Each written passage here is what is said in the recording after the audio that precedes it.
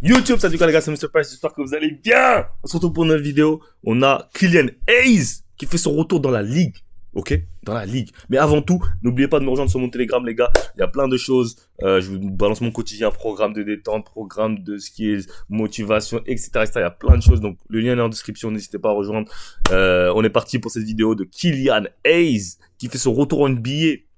Le Kylian Hayes, le français qui s'est fait drafter 7ème, je crois, qui a pas réussi à s'imposer en NBA, qui a décidé de rester en G-League malgré que tous les experts français lui disaient de rentrer en Europe parce que la G-League s'est éclatée. Donc tout le monde lui disait « Ouais, la G-League s'est éclatée, rentre en Europe, rentre en Europe, rentre en Europe. » Il a dit « Non, moi je force, moi je reste au State. » Et là, on va voir l'article de Basket USA, pardon, qui dit... qui explique pourquoi il est resté en NBA, ou je ne sais pas pourquoi, mais on va voir. Il a joué son premier match cette nuit, on va aussi voir les highlights. Bon, j'espère qu'il y a des highlights, il a taffé, je ne sais pas ce qu'il a fait cette nuit, les gars, parce que moi je dors la nuit, ok. Donc on va voir cet article, ok. Une bonne nouvelle pour Kylian Hayes à l'approche de la reprise après le All-Star Break, puisqu'ESPN nous apprend qu'il a été signé par les Nets via un premier contrat de 10 jours. En pleine bourre en G-League avec Long Island, la franchise affiliée à Brooklyn, le Français tourne à 20,8 points, 8,5 passes et 5,5 rebonds de moyenne sur ses 13 derniers matchs. Il profite du récent départ de Ben Simmons, couplé au forfait pour la saison de Bojan Bogdanovic, qui a été libéré par les dirigeants new-yorkais. De quoi permettre à Kylian Hayes d'obtenir ce premier contrat de 10 jours, tandis que Therese Martin récupère de son côté un contrat garanti chez les Nets pour le meneur tricolore, âgé de 23 ans et drafté en 7ème position en 2020. Il ne va toutefois pas falloir traîner pour convaincre Brooklyn de lui proposer un nouveau bail de 10 jours, voire ensuite carrément ensuite un contrat jusqu'à la fin de saison. Ouais, donc là, il lui propose un premier contrat de 10 jours. Il va faire peut-être 2-3 matchs, ils vont voir comment ça se passe. Ensuite, ils vont lui proposer un deuxième contrat de 10 jours, si ça se passe bien. Et si ils voient qu'il est bon, qu'il peut finir la saison, ils vont le signer. De toute façon, Brooklyn, ils tankent. Donc, ils ont rien à perdre que de signer Kylian Hayes. Mais bon, s'il est pas assez performant, ils vont se dire, bon, peut-être on va essayer d'autres joueurs de G-League. On va leur proposer des contrats de 10 jours. Donc voilà, il faut vraiment qu'ils performent pendant ces entre guillemets 20 jours à venir. Ok, on sait qu'en NBA, pendant 20 jours, tu peux avoir peut-être 5-6 matchs. Hein. Donc ça peut être vraiment... Mais c'est bien qu'il lui ait donné cette chance-là parce qu'il était dans leur Team G-League. Après, de base, il devait signer. Hein. Je me rappelle que pendant l'été, il était venu au training camp. Il avait eu un deal de training camp, mais il s'était blessé au dos. Donc après, il avait dit que bon, je préfère rester avec l'équipe G-League, me soigner là, pour ensuite avoir une autre opportunité. Donc ça trouve que c'était un arrangement qui était déjà en place. Hein. On peut pas savoir ça exactement, mais je pense que c'est un arrangement qui devait déjà être compris ou déjà être en accord. Et ils se sont juste dit, bah, on va le signer vu qu'on l'a dit, tu vois. C'est aussi simple que ça. Ok. Donc, on va voir. C'était quoi ses stats en NBA? C'était sa dernière saison à Détroit. Qu'est-ce qu'il a fait? Il avait fait 42 matchs joués, ouais, parce qu'il s'était fait cut en février, je crois. 41% au tir, 29% à 3 points. Ouais, c'était ça son plus gros problème. Hein. C'est le pourcentage au tir. Ok, donc on va aller voir ça. On va voir ses highlights. Est-ce qu'il y a ses highlights? Ok, Kylian Hayes tonight, 4 points, 2 sur 6, 0 sur 3, 3 points. Un shell, but... Ouais, moi je vais voir ses highlights. Ok, bon, déjà on va voir. C'est quoi ça, ses highlights, ça ou pas? Into the rotation with how well he's been playing and the versatility of his offensive game. Oh là là, purée. C'est quoi cette brique là? C'est ça son problème avec Kylian.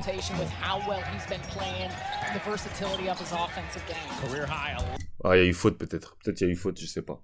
Mais en tout cas, ouais, belle brique. Ouais, non. Kylian, son plus gros problème, c'est mental, moi, je pense. Hein. C'est même pas le basket. Hein. C'est vraiment le mental. Ok. Kylian Hayes on his shooting improvement with 35%. Ouais, il tourne à 35% en 4,3. Mais pourquoi sur... Ouais, bon, ok. Il tourne à 35% au tir. Confidence play a big part in shooting. When I was over there, I was playing with a lot of confidence. Every shot I took, I felt was going in. So just coming here with that same mentality. Donc, I think that just comes with reps and confidence. I think confidence plays a big part in shooting. And when I was over there, I was playing with a lot of confidence, and every shot I took, I was going in. So just coming in here with the same impact, same mentality, and playing with confidence.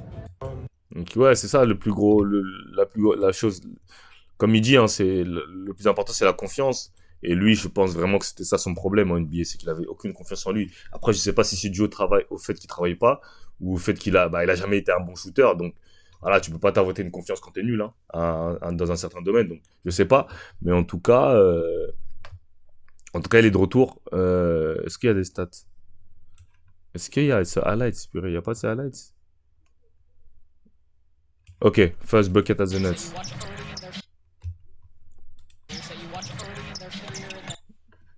Ok, c'est un... Ok, 3 points. Ah, dommage. Bien coupé. Ok, top. Bon, c'est un petit bucket, quoi. Bon, après, là, je pense qu'il va jouer plus off the ball, ok. Ce que je vois, il joue plus off the ball. Après, ouais, je sais pas trop comment c'est. Franchement, moi, j'y crois pas trop, tu vois. Ok, il a mis 2 buckets, ok.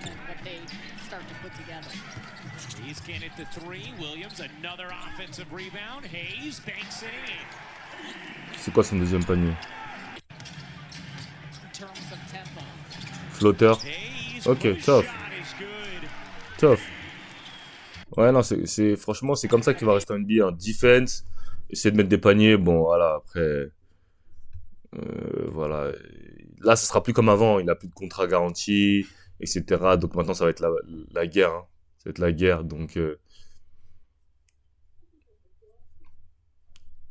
voilà. On va voir, ok? Ouais,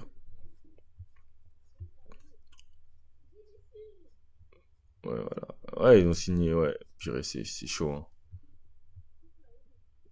Pour son premier match en NBA, c'est le Kylian qu'on connaît, honnêtement. Pas de surprise, mais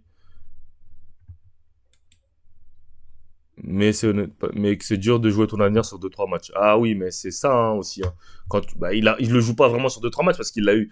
Il aurait pu jouer sur. Il a eu 300 quand même. Hein. Les gars, c'est pour ça, moi, des mecs comme Kylian, je les plains pas. Hein, parce que c'est des mecs qui ont eu leur opportunité, tu vois. C'est des mecs qui ont eu leur opportunité. Il y a des mecs français qui se sont fait drafter qui n'ont pas eu d'opportunité. Vraiment, par exemple, Sidi Soko, je pense plus à pas comme t'as dit qu'il n'y a pas vraiment d'opportunité. Mais les mecs qui ont des opportunités, les gars qui performent pas, c'est le game. Hein. Parce qu'il n'y a pas beaucoup qui ont des opportunités de starter meneur, starter pendant 3 ans. A carrément joué devant Jalen Ivey. Donc voilà, il n'y a pas à plaindre. Hein. Kylian Hayes, il a eu ses opportunités. Hein. Si maintenant il est dans un grind qui est comme les vrais joueurs NBA, ok, les vrais gars, les vrais typiques américains, tu vois, comme un mec comme par exemple Moussa Diabaté, enfin si on compare avec un autre français, ou peut-être, je sais pas moi, franchement il y a des Français qui ont moins d'opportunités, par exemple Ousmane Dieng, qui a peut-être eu moins d'opportunités, même si moi je trouve qu'il en a eu, tu vois. Mais non, quand t'as été starter pendant quasiment 3 saisons, t'as joué, t'as eu ton opportunité, t'as pas réussi à performer, voilà, t'es pas dead league. Hein. Mais là, il a quand même un autre chat, quand même une autre chance, donc il aura ses 10 jours, peut-être 20 jours, pour prouver qu'il a sa place en NBA. Faut juste qu'il performe, hein, c'est tout, il n'y a pas d'excuse, hein. Il y aura pas de... Oui, mais il n'a pas eu sa chance. Non, il a eu sa chance avant. Maintenant, bien évidemment, il aura moins de chance. Peut-être je sais pas combien de minutes il a joué, on va aller sur les stats NBA.com, mais voilà, il a eu ses chances. Hein. Il a eu ses chances pendant 3 ans starter. Franchement, tu peux pas demander mieux. Hein. Franchement, tu peux pas demander mieux. Après voilà. Hein. Il a eu ce qu'il a eu. Hein. Maintenant, c'est la NBA, c'est dur. Hein. C'est une ligue où les joueurs viennent, rentrent. Donc voilà. Après, à bout d'un moment, tu te retrouves être un joueur normal et il va falloir que tu cravaches pour jouer des minutes, pour faire tous ces trucs-là. Après, ça va, il est à Brooklyn quand même, c'est une équipe qui tank. Donc, je pense qu'il aura son opportunité, ok. Voilà, c'est tout. Hein. Il a fait quoi comme stat? Combien de minutes? Il a joué combien de minutes? Il a joué quand même 21 minutes, hein, voilà. 21 minutes, c'est suffisant hein, pour prouver ce que tu sais faire. Hein. Donc, 21 minutes, c'est suffisant. Donc, voilà, il a eu son opportunité. Il a même joué plus que D'Angelo Russell. Voilà. Non, je pense ils vont lui donner l'opportunité, au moins pour le voir. Maintenant, je pense que les points les plus importants, ça sera le shooting. Ok, s'il est capable de mettre dedans, défense, shooting, s'il est capable de mettre dedans, ouvert, défense, voilà, ce sera bon. C'est tout. Ok, guys, I'm out of here.